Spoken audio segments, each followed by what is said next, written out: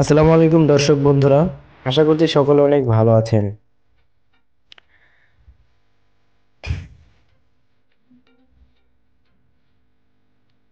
চলছে হেলেনার বাসায় সিআইডির তল্লাশি। তো বিস্তারিত জানতে আমাদের ভিডিওটি কন্টিনিউ করুন।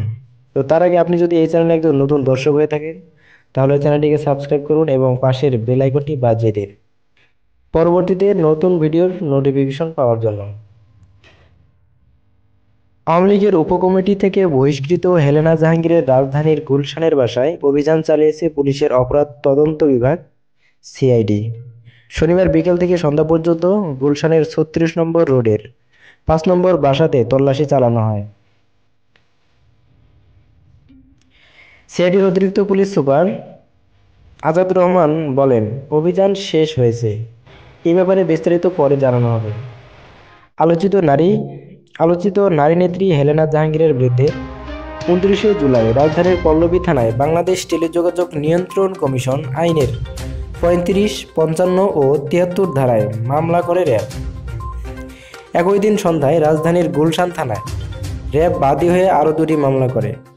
এর মধ্যে একটি ডিজিটাল নিরাপত্তা আইনে, অপরটি বিশেষ ক্ষমতা আইনে।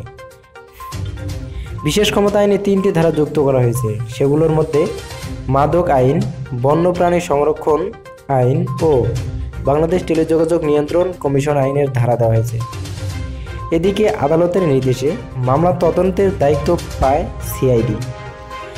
এর আগে হেলেনার গুলশানের বাড়িতে ৪ ঘন্টার অভিযান শেষে উদ্ধার করা হয় বিদেশি মদ, ক্যাসিনো সরঞ্জাম, চাকু, ওয়াকিটকি সহ বিভিন্ন অবৈধ সরঞ্জাম। ওই দিন রাতে রাজধানীর মিরপুর ১১ নম্বরের এ ব্লকের ৩ নম্বর রোডে জয়যাত্রা টেলিভিশনের কার্যালয়ে অভিযান চালায় র্যাব। অভিযানে বিভিন্ন অবৈধ সরঞ্জাম জব্দ করা হয়। পরে হেলেনার ২ সহযোগীকে গ্রেপ্তার করা হয়। এই ছিল আমাদের এখনকার অধিবেশন। পরবর্তী অধিবেশন দেখার জন্য আমন্ত্রণ জানিয়ে আজকের ভিডিও এখানেই শেষ করছি। ধন্যবাদ সম্পূর্ণ ভিডিওটি দেখার জন্য।